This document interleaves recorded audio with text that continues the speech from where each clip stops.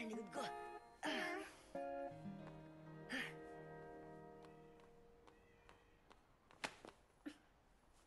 Bakit? Saan ba yung x-ray department nyo?